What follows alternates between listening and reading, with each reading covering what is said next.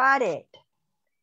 It looks like we are live again, but as usual, please just allow me 1 second to double check if I can see if we are running, up and running. Here we go. All right, folks. All right, guys. Hello, welcome. Good morning, good afternoon, and good evening, wherever you are. I am so happy because it's another Tuesday, and I have a very special guest, I would say. This is the second time when I have Antonio with me, and I'm very, very happy and grateful to him for accepting my invitation to be part of the Truth Runners talk show, because the truth must be said. Hi, Antonio, welcome. Hello, Christina. How are you? I'm pretty amazing. I'm very, very good. I would love to introduce, first of all, Antonio, so you guys know who my guest is tonight. And we are going to take it from there. We are going to talk about drugs, sex, and the breakthrough. So it's pretty tough. So stay tuned. Before everything, let me introduce you, Antonio, who is a single father of 2 children. I'm going to read this just to make sure I'm not going to mess it up. He is originally from Portugal. He was born at South Africa and lived in the UK for the last 25 years. 10 points for those who know how old is Antonio. For as long as he can remember, he always wanted to fit in. I know the feeling. And felt out of place. Growing up, he felt insecure and felt awkward, feeling like something was wrong with him. And I think many of us, or many of you guys out there, have the same feeling as well. Antonio, at one stage of his life, discovered drugs and ended up addicted, escaping his own inner turmoil. That, however, only made him feel worse about himself and uncomfortable under his own skin, feeling ashamed as he had formed an unhealthy sex addiction, having led himself to believe it was the only thing to look forward to. Then, a traumatic breakup 3 years ago led him to self-inquire with the obsession of wanting to figure out his own behavior. His vision now is to inspire transparency, and that vulnerability, it's a pretty hard word, is where your biggest strength comes from. To have the courage and be bold and be authentic self with no filter. And knowing Antonio, I'm telling you guys, he's doing really good on this, being transparent and good for him. And the good news is that he has since written a book titled The Lockdown on Self-Love and wants to play his part contributing to the world, bringing truth to light that the most important relationship there will ever be is the one with your own self. Encouraging that we all ask the questions that follows often. Quite often ask yourself, how is it that I can love you better? How can I make you feel more supported? How can I be the best service of you?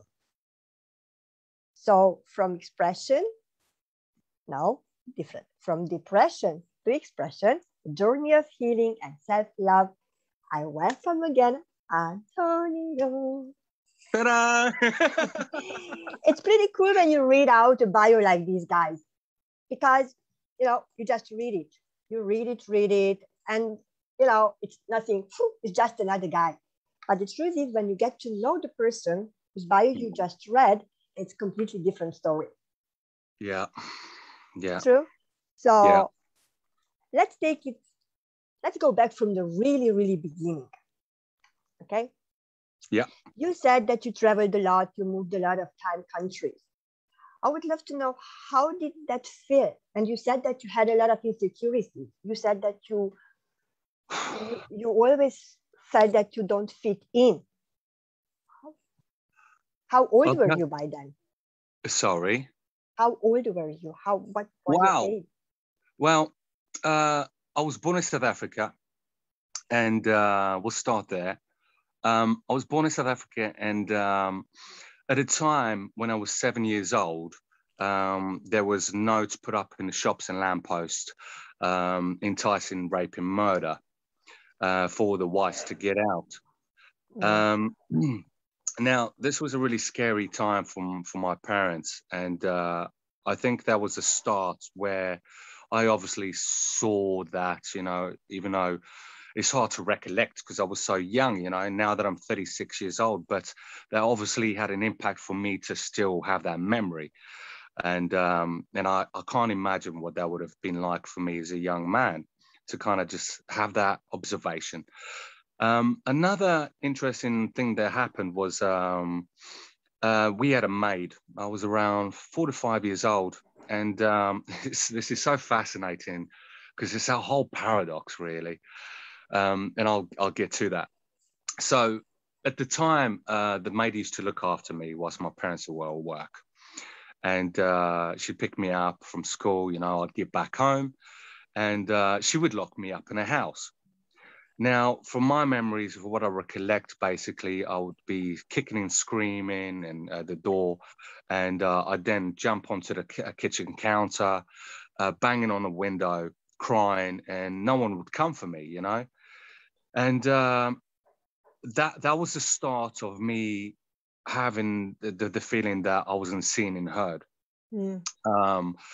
I then also it was a memory that I shut away, basically, a memory that I shut away. And it was something that I knew.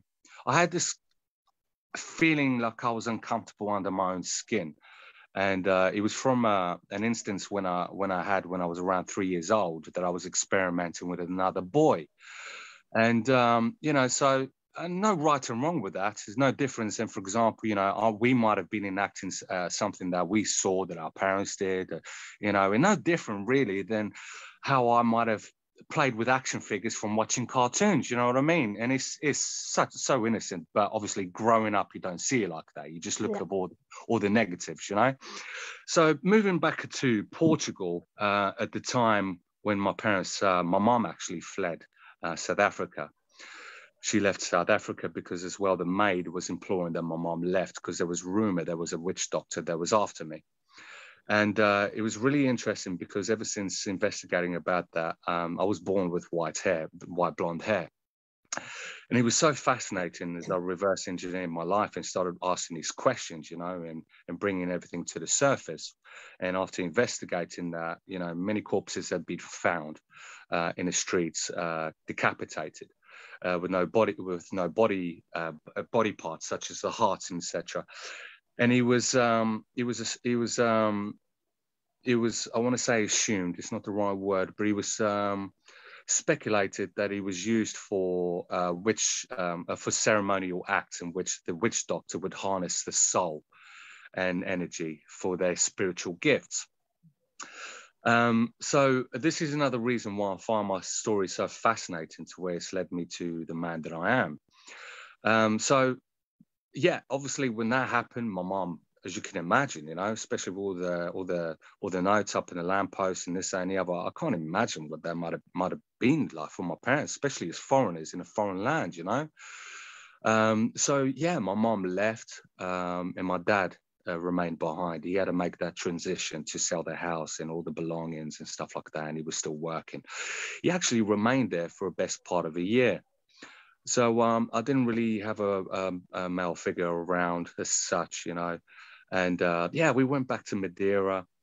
And yeah, Madeira was really interesting because talk about fitting in, you know, this is where it kind of all started for me because I guess all of that, my subconscious took everything that I mentioned from South Africa, but then to go back to Madeira, to then getting bullied and told to F off back to my own country. Bearing in mind, I was in my home country, you know. I know. I've got memories, for example, of being around a crowd and getting spat on and stuff like that, you know. So I never felt like I quite fitted in there. But what was really interesting, you know, and it's been such an amazing growth for me in awareness, really, to just come from a compassionate place and heartfelt rather than coming from my mind where, you know, I'm coming from my survival instincts to just look at all the negatives and you did this and with this victim mentality, you know. So I unfortunately went through stages where I was, you know, looked up to the older lads, and look, I don't know what they've been through themselves and why they did what they did. But I didn't know what they were capable of at the time, and I was groomed. And so, yeah, that pretty much happened. It was very early on. So moving from Madeira, I then came to England, and it was really interesting because as just to cut a story short, as I was growing into a teen, I just noticed I started to hate myself, basically. And I didn't really know that at the time. I only found out that I hated myself about 7 months ago. But now it makes complete sense that I hated myself because I hated the way I was. I Why is couldn't that? bear, I couldn't bear how uncomfortable I was. I wasn't really good around fellas. I naturally built up, I felt I didn't trust the alpha male. And I naturally just became very insecure, very awkward, very just socially off key.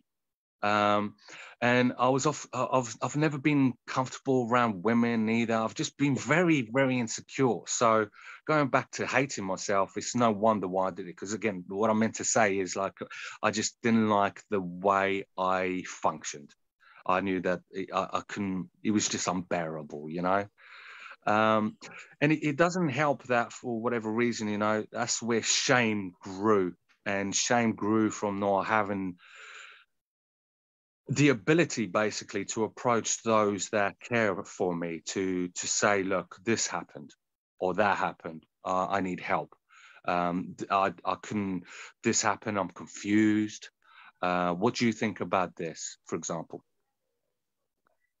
Yeah, I was thinking actually as we were talking about shame, right? Yep. By that time, you didn't really know that shame, what you are feeling. It was like No. self-hate, and No. it's like a mix of self-hate and dishonor or things like that. So you can qualify it, let's put it this way, as shame now.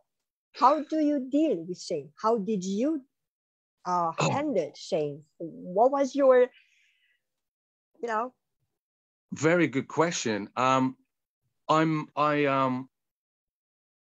trying to answer that. I could get emotional, and the reason why I could get emotional is with best intentions, because I'm grateful for the journey that I'm on.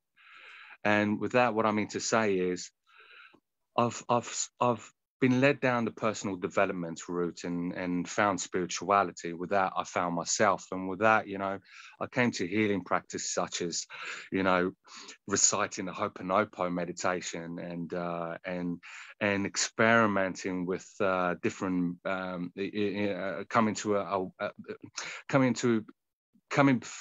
becoming familiar with how my brain functions, which is what stemmed about 3 years ago, which was my deep yearning to get to know how my brain functioned and how my emotions operated.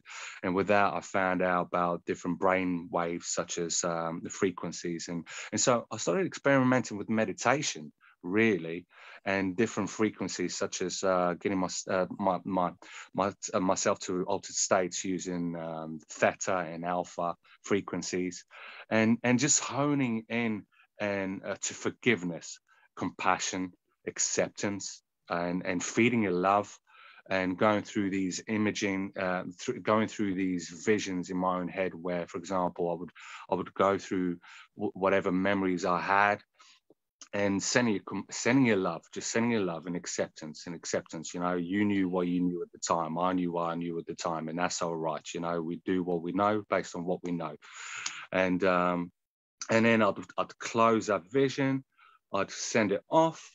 And so I went through this stage of just looking at everything that was looking at all my inner turmoil, really, and just sending it all forgiveness, really, and acceptance, and trying to and it's been the most miraculous thing. In fact, I had an instance this weekend where I started laughing, and the reason why I laughed was at one stage I went like this, because he was just like such a surreal paradox again, that I wouldn't change a damn thing that's happened in my life. And it was the awareness that everything that's every bit of pain that I felt, every time that I've cried, the anguish is transmuted into something so beautiful.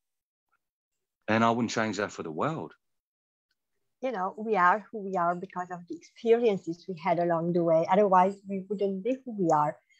Yeah. And you were talking about spirituality, and I just would love to hear from your perspective, because it's different for everybody.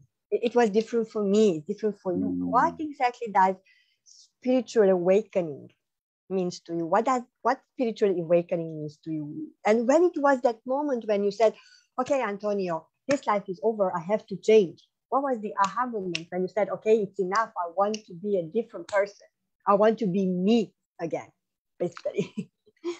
That was such a beautiful way that you articulated and introduced that question, because it's very much a question that I find fascinating myself as well, because I've engaged with different people now, and it's been such an amazing awareness how everyone's spirituality has evolved differently, and it's one of which sometimes I can't quite understand, because my spirituality was the way they was, and having gone through that how I have to, well, it's so far as empathy is concerned, so far as being able to put yourself in somebody else's shoes is quite difficult, isn't it?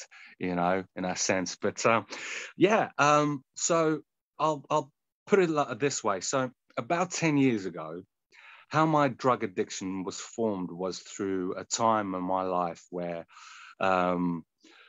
I had lost everything. I had lost my insanity. I didn't know who I was. I just had recently come out of prison. I was in I don't want to say toxic relationship, because I don't look at things so negatively right now, which I'm so grateful for, really. Because without what I mean to say is, I don't want to say that I was in an abusive relationship and none of that. Okay, let's say that you were in a relationship that wasn't very healthy. It consumed you. Well, yeah, you know, I do. Yeah, you know, he was my first love. You know, he was my first love, and well, we all have a first love. yeah, and at that time in my life, I was basically bouncing from my parents back to her, escaping. That, and I couldn't confront myself. No one.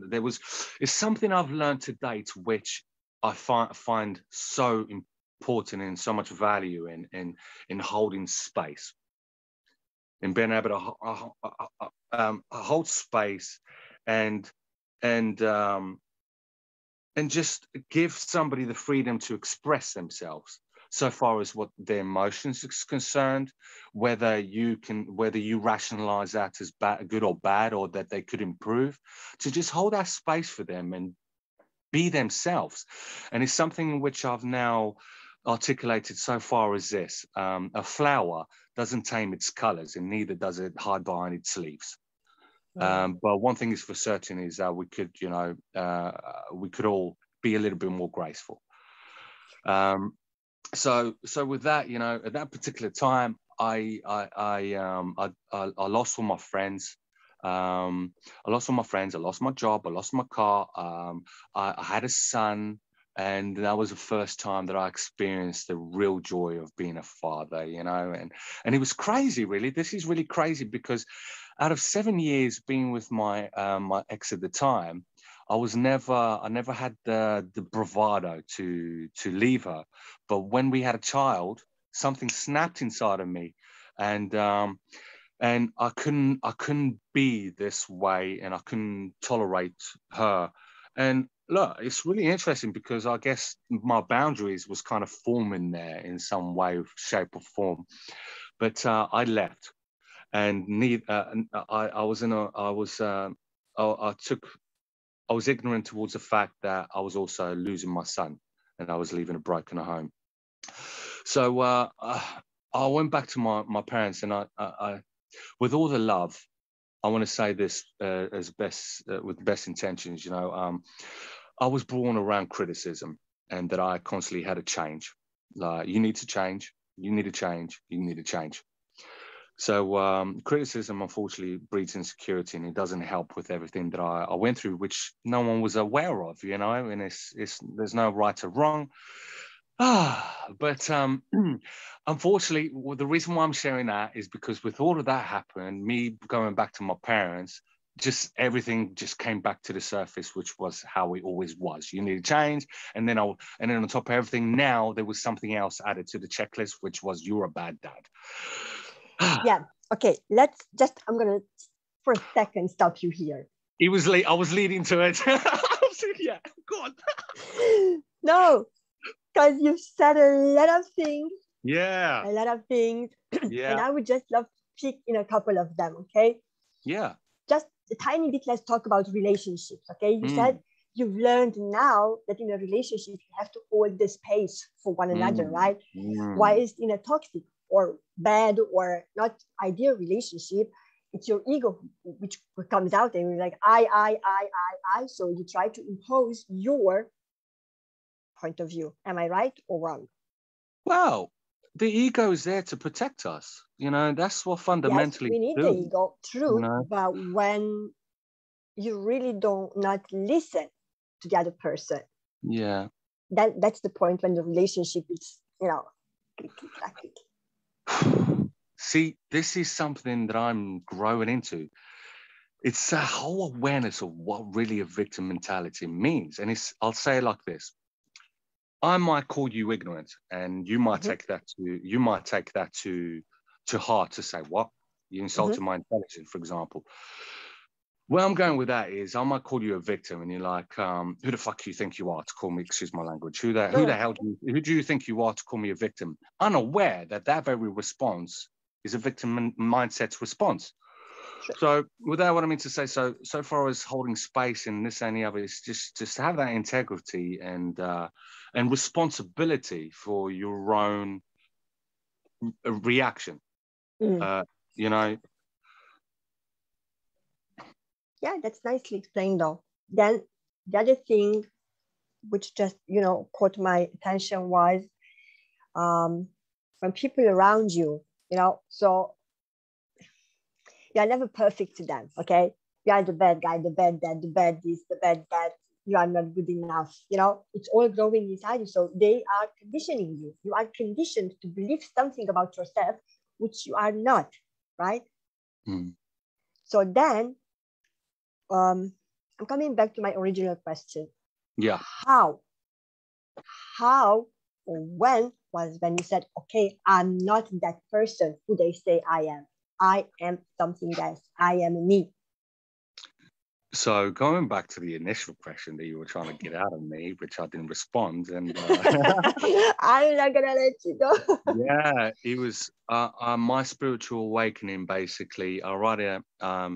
So how do I introduce this? So I wrote a book basically called The Lockdown and Self-Love, and it's one of which I reverse engineered my life. And there's a chapter called The Night and Rites of Passage.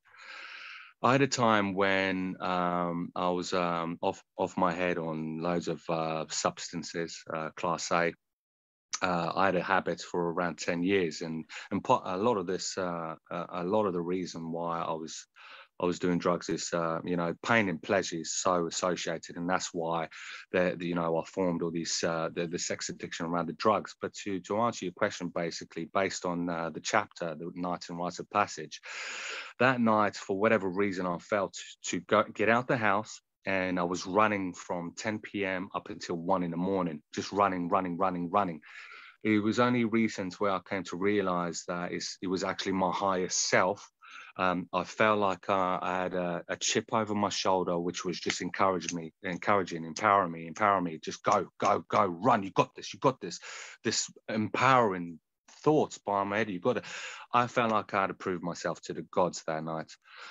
3 days later, it's really interesting how going back to your initial question about spirituality, I knew about this conspiracy about a compound that you smoked that activated your pineal gland. Now, for anybody that might not know this, the pineal gland has 3 responses. It's called the third eye. one of which releases serotonin. I believe serotonin is for when you go to sleep. So when you're in bed and you know stay when you're going to go to sleep, it releases serotonin. Melatonin is released when you wake up in the morning, and basically it primes your brain into awakening. That there's sunshine out there, that the day's about to start. That's what the chemical's for. But it also secretes a compound called DMT. Now, DMT, after several studies, has been linked to dream states that we have whilst we're asleep. So they're linked to dreams that we have. And I'm sure a lot of us can relate that we've had some crazy dreams, right? That we can't really quite make sense of. They could be very lucid. So yeah, DMT is in response to that. But DMT is also linked to sages and yogis through techniques such as squeezing the first three chakras from your pineal gland, and so your root, your sacral, and your solar plexus, by squeezing them and squeezing the spinal fluid from the bottom right up into your brain onto your pineal gland. And when you do that, and through a breathing technique, because when we're born, when we're children, we are born with an open cavity in our brain, and that's to breathe. And apparently, when as adults, when we breathe, it still happens. So when you inhale, it opens up, and when you so there's a little cavity over there. So with where I'm going with this is basically you're supposed to breathe upwards, and you squeeze the spinal fluid right up into your pineal gland.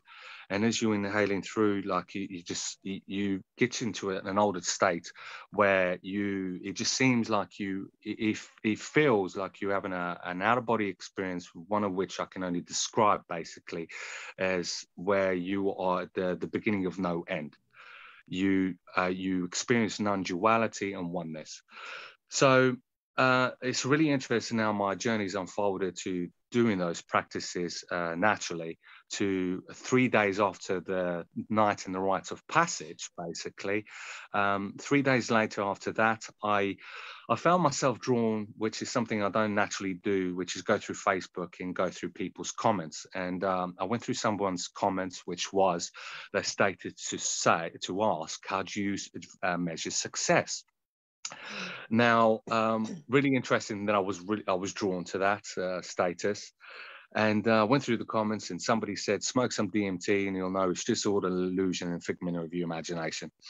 So I felt drawn to messaging him, and I don't know why I said I always wanted to do that, because I didn't even know what it was. I think at the back of my mind, I've always been really fascinated about aliens and the unknown and God. In fact, growing up, like previous to the last 5 years, I was very much into quantum physics. I love what they're doing over in CERN. For anybody that knows about CERN, where they have the Hadron Collider, and they've been breaking down the atom and found the Higgs particle. So yeah, anyhow, he was like, do you smoke? And I was like, yeah. Why are you asking me that? And it was like, all right, cool, that's a good start. I'll put you in touch with someone, have a chat with him, yada, yada, yada. Anyhow, spoke with him. 3 days later, this stuff comes through my door. So this stuff comes through my door, and this was at a particular time 3 years ago when my kid's mother had left me. The lady of the mother of my daughter. I've only ever been in 2 serious relationships, by the way, and yeah, so at that particular time, the reason why I'm sharing I've only ever been in 2 serious long-term relationships is because when she left me, it was very hard on my heart, and it's really, really interesting, really, how everything grew, because the first mother of my child used my son as a weapon. And there was a lot of times where I didn't see my son. In fact, that was a catalyst as to how I got into drugs in the first place, using substances like cocaine, because I was going through a time, for example, where I wanted to see my son, and there was no routine. It wasn't structured. Sometimes I wouldn't have him because she had that power. And one particular night, I knew that I would just spend the rest of the night as I usually did, like blah, blah, blah, blah, blah, blah, you know, and just being rejected.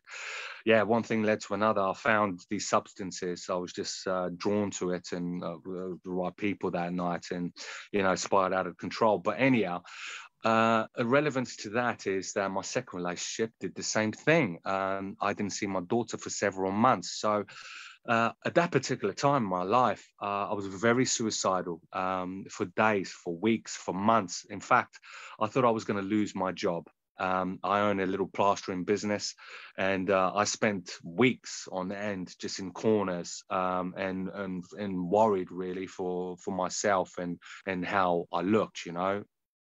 Because I'd just been in the corners crying my eyes out. And a lot of the time I was having these unhealthy fantasies of how I'd end my life. So yeah, when this happened for me, you know, and this compound arrived in my home, I remember just I felt excited, you know, and I actually went down to the convenience store and bought a little bong. Yeah, so to answer your question, finally, yeah. I was shown that I'm a soul having a human experience. I saw my hands for the first time, and I yelped, I cried like I've never cried. I've never seen so much come out of me so far as tears. There was puddles on the floor. I cried, joy, and realized how I just took my life for granted, and how it's just thoughts. Like our life is compositioned on thoughts, and that's all it is. And we truly are just having a soul, having a human experience, and that there's far more than what our five senses could perceive. So for me, it was just such a thank you so much. And the most interesting part is I experienced unconditional love. I was just cradled, I was held, I was shown love I've never felt. And how do you even describe unconditional love? It's like you are the center of everything, and you are very much loved and cared for, and you're important, as we all are. That we have purpose, and that nothing matters really. Nothing really matters, and what matters is just be. It's a miracle. This ability, this consciousness that we have, this awareness, this ability to observe, really is a miracle. We're finite, and we always will be, and we always have been, and we're just having an experience upon an experience, all for the love of it. And yeah, going back to thoughts, that it's just a vastness, or an ocean, a vastness, and it's almost as if each one of us are falling from a hill with no bottom. And it's a matter of, you know, we've been granted with this hook, and we can hook anytime we want. Like that drop, can stop any minute we want. And without what I mean to say, it's as if we're grappling, and that grappling is the attention that we're putting our focus on, which is the thought. And the thought just leads into like a walkway, and manifests into whatever else unfolds based on that centering thought. So for me, it was just a huge awakening, a huge realization, really. And that's when it was as if I manifested before my own eyes, and where you heard the first questions, where you asked, where I asked myself, you know, pretty much as if myself manifested before my own eyes, and gave me a cuddle and said, look, how can I help you? How can I be of service to you? What areas in your life would you like me to improve on? And how can I love you? And so from there, you know, one thing led to another. I came across a book by Deepak Chopra talking about spirituality. That led me down to the self-development route, and you know, every insight that I kind of had through the practices of smoking this substance. I then you know, everything was written on these books I was reading. I then came across Dr. Joe Dispenza. He talks about the same things, and from what I've learned about my chakras. And this is very much why I now meditate, because I had these experiences. I experienced you know, what I mentioned so far is non-duality and oneness. And how can I explain non-duality and oneness is as if this is kind of like a simulation, and we are all God just experiencing itself, and that our ego is just a means to be able to distinct and have an interaction in the first place, basically. And our job is basically to awaken into the awareness and how it all centers about self-love, self-worth, self-knowing, and to self-inquire and get to know the narrative. And from getting to know your narrative and being truthful and transparent towards it and putting on the spotlight, you can then distinguish what really matters to you and rewrite the script. True. So basically, all your spiritual awakening happened after that experience. And then you said, okay, Antonio, you are more than you thought about yourself to be, and let's change direction, right? You discovered a lot of things in there. You've learned a lot of things but what I'm trying to emphasize here, and I would love to really help people out there. If you feel comfortable answering the question, do that. If not, just say, Christina, skip. Right? You've been drug addicted, sex addicted, whatever, and then just like that, the spiritual awakening happened. But my question is, from a long thing of conditioning, drugs, relationship which didn't work for you, you cannot change. I mean, I believe you cannot change in a split second just because you had a beautiful and amazing experience. Yes, you can be self-aware starting from that moment, but you cannot change it. How did that happen? What was your next step? Is that willpower? Is that something else? What led you from broken or from depression, as you would like to say, to expression? Because that's itself a journey.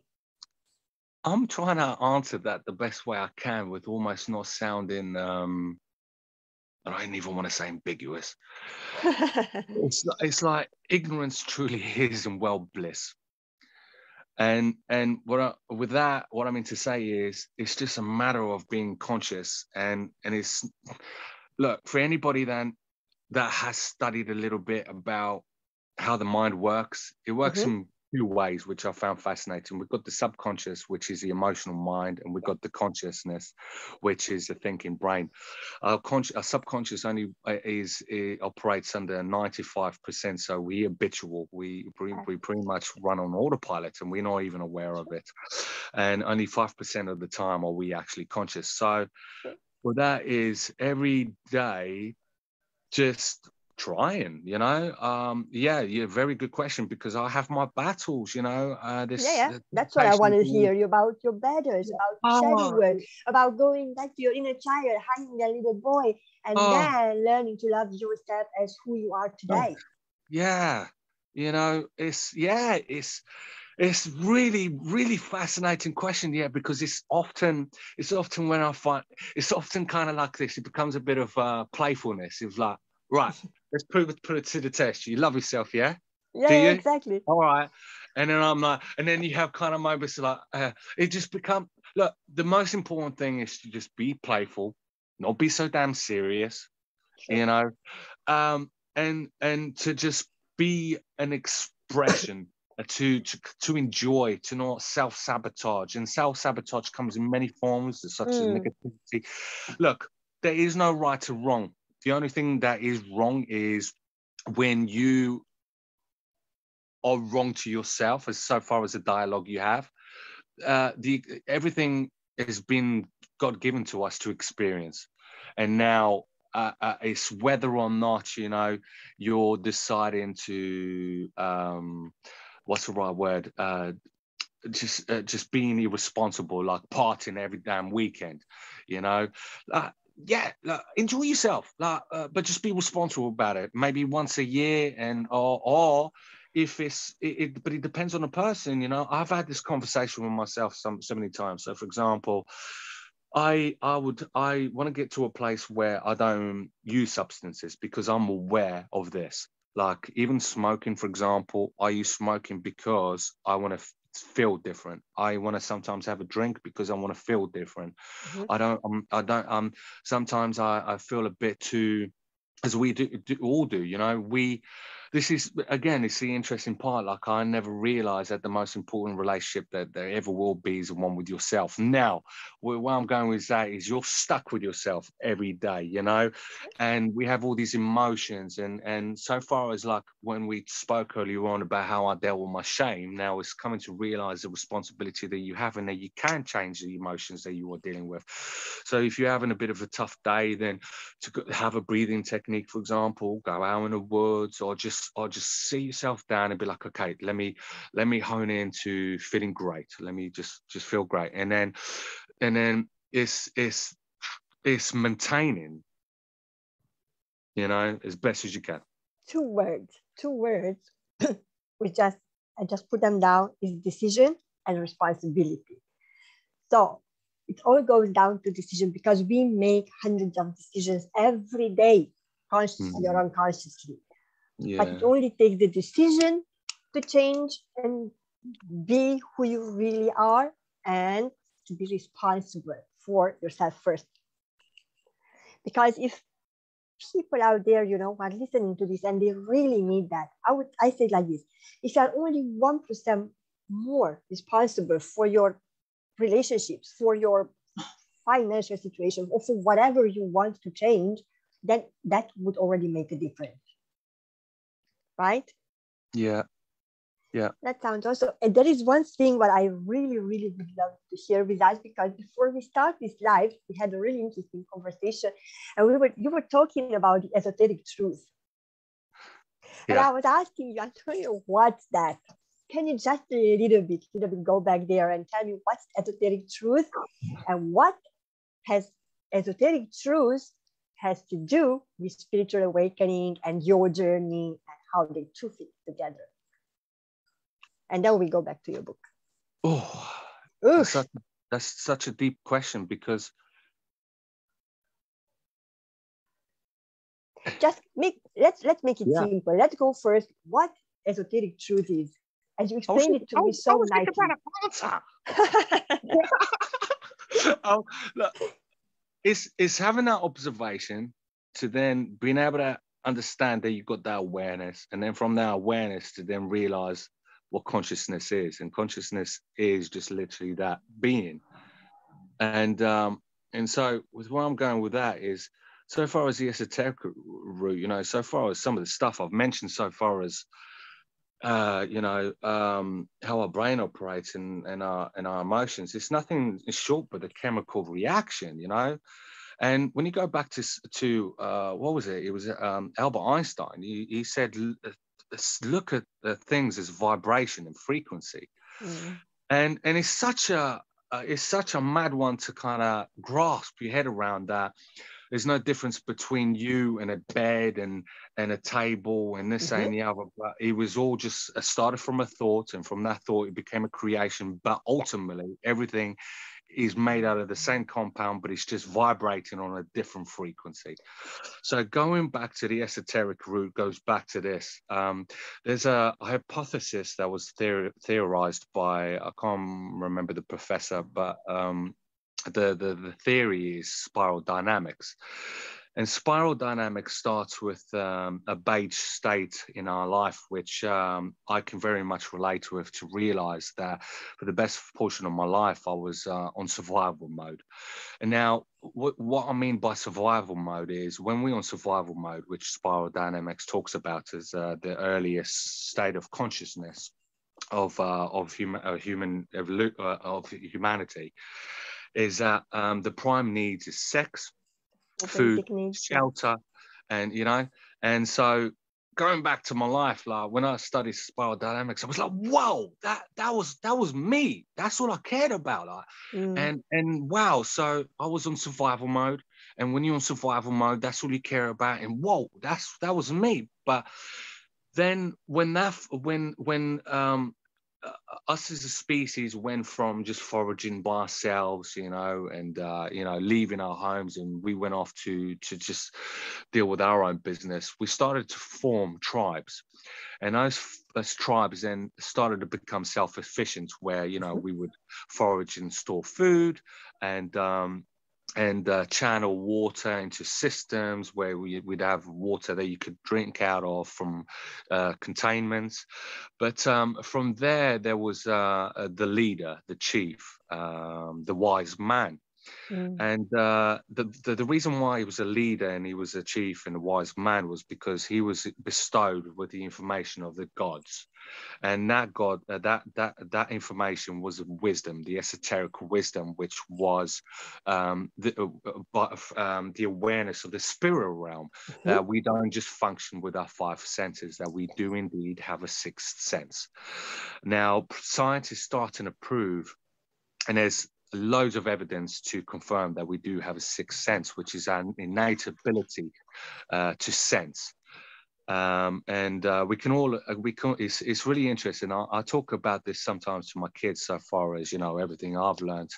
And this is something I find fascinating, right? The air, for example, we know that the air is there. We can't see it. We know we've held our breath before. We know that we can't function. We're going to pass out without breathing in. But the reason why we don't question air or anything to do with air is because we were primed, from very early on from some of the stuff I've mentioned, so far as we just accept it. Now, when it comes to your sixth sense, we don't question everything else, and we don't even look at the air to be like, oh shit, there's a lot more that goes on that I can see, and perceive.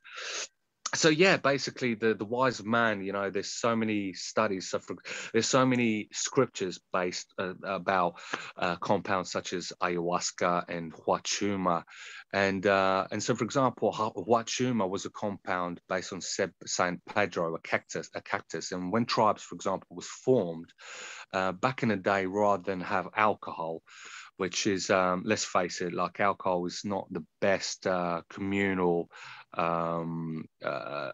so far as for a crowd to gather, because of it lowers your inhibitions. Now, huachuma, what they would do when other tribes started to find out that there was other tribes, the wise man was bestowed with this knowledge that there was this plant, and to take this plant, and before you traded with other tribesmen, to gather up in a ceremonial communal where you would have this drink. And then the following day, you could trade. But what huachuma did was show where a true man's heart was, whether he had benevolent intentions or malevolent. So really interesting, right? And there's loads of scripture so far as being able to heal. And look, going back to the day, there's some studies, so for example, that mention about the importance of walking barefoot out in Mother Nature, because Mother Nature actually heals you, and it's through walking with your bare feet that you're given a heightened state of awareness as to what plants do what. They almost talk to you. So going back to ayahuasca and stuff like that, there's very much a feminine spirit. Huachuma is a grandfather spirit.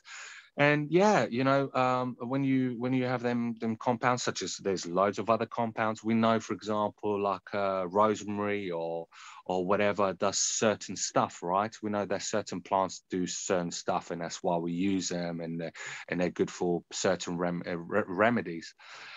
And there's a lot of stuff. So when we talk about esoteric means knowledge that was always known, but that's been suppressed, and it's been suppressed for reasons that's the best I can weigh. Anybody that knows anything about dogma, and what dogma really, or the intentions behind dogma, which again is in spiral dynamics, is blue. And it very much talks about dogma. It talks about, I love spiral. You muted yourself.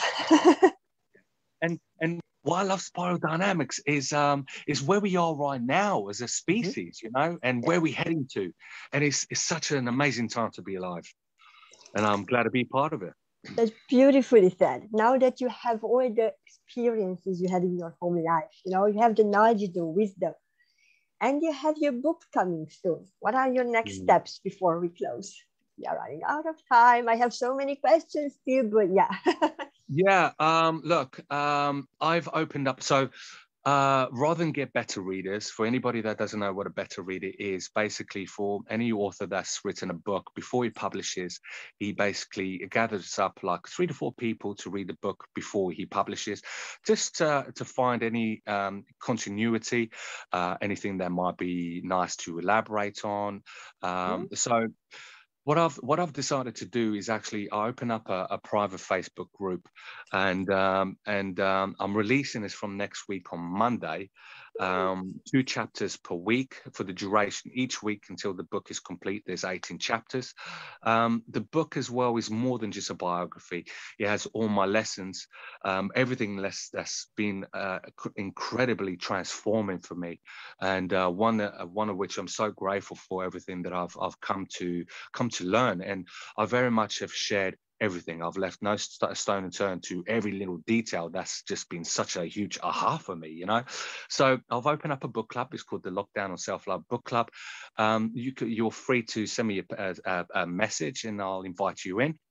And yeah, so we'll be discussing about the chapters, but as well, my soul mission, which is a company that I've built called Uvolve, is part of my mission. Is the reason why I've also done what I've done, is because through all my pain and anguish and wanting to be seen and heard and wanting to communicate, one of the hardest coping mechanisms that I've had to deal with is not being able to address the elephant in the middle of the room, you know. And so my soul mission with Uvolve is to be that guy, through my transparency and vulnerability, and through what I've shared, my message, my story, that you feel comfortable as well to have somebody that you can actually speak to and feel safe. So that's a very much reason as to why I built up Uvolve. And yeah, you know, the one thing that's constant is change, and to just grow and fundamentally just come to grow in on how it is that you can be your own biggest fan. Before we leave, that's beautifully said, though. Thank you. So if you would love to reach out to Antonio, you have all the platforms you just mentioned, and I really recommend to join his book club. I think it's going to be amazing. And for those out there who are struggling or having more or less the same issues you had before, and you know, you managed to outgrow them, basically to unlearn, you know, all those habits, what would you tell them? Say that again. I was wandering off in my head, actually. So it's just not you alone, because you know, when we have our issues and our problems, we tend to think that it's only me. It's me struggling, you know, with addictions, with this and that, and it's me. Why me? Why me? But the truth is, it's many out there. It's just you. So those out there who are struggling with the same issues you had before, I don't know, maybe drugs or maybe, you know, not fitting in. What would your message be to those people? What would you tell them? Self-inquire. That's it. Yeah, just self-inquire. Have a heart-to-heart with yourself. You know, we easily distract ourselves. You know, I haven't watched TV for ages. Yes, you know, I love YouTube, you know, and I'd like to do more, but don't we always? You know, there's always something. But what I learned, what was my biggest lesson, is to just literally shut myself away from all these distractions as best as I can, even if it is for just 5 minutes a day. I mean, if you can't, I read this from someone, and I think it was Anthony Robbins, and he's bang on the money. If you can't dedicate 20 minutes for yourself, you haven't got a life. Yeah, true. You haven't got a life if you can't even just dedicate 20 minutes for yourself out of 24 hours. And that's deep, man. That's deep. That hit me. And there's times where I'm kind of like, oh, I didn't dedicate 20 minutes to myself. Like, and I'm like, oh, you know, I'm just on autopilot and this and the other. And yeah, going off on that. But that really hit home with me. And yeah, just have a heart to heart with yourself. be genuine with yourself, be authentic.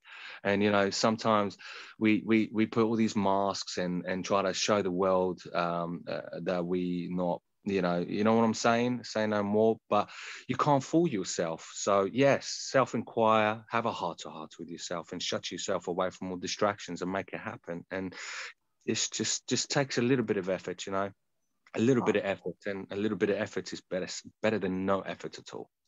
True, true, true. That's beautifully said. Thank you so much. There are so many questions I still would love to ask you about vulnerability, about a lot of things about authenticity, but we are running out of time. Yeah. Thank you so much, guys, for being here with us today. If you have any questions, but you are a little bit, you know, shy to put them in the comments below, then you always can reach to Antonio or to me in private.